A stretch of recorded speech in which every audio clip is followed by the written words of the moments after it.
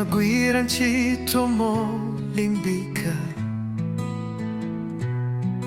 timamanga moyo pansi pano.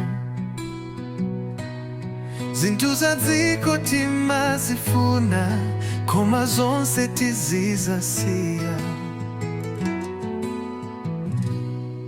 Timaona ngati ndife amphamvu,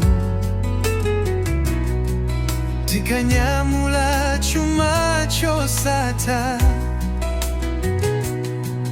koma moyo wathu ndi wachabe, tsiku lina tidzachoka. Moyo uno ndi wa nyengo, tizikumbukira Yesu, osamangoganizira chuma, koma moyo wosatha mwa Iye, tikakhale mwa chifuniro chake. Mwa Kristu muli moyo weniweni. Masiku akuyenda mofulumira,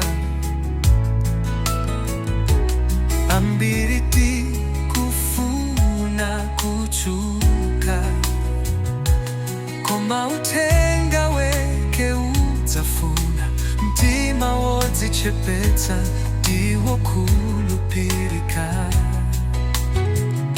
Si chuma chinene chimapulumutsa,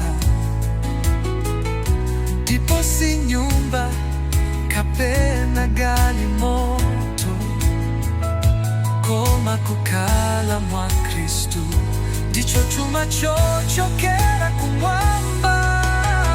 Moyo uno ndi wa nyengo,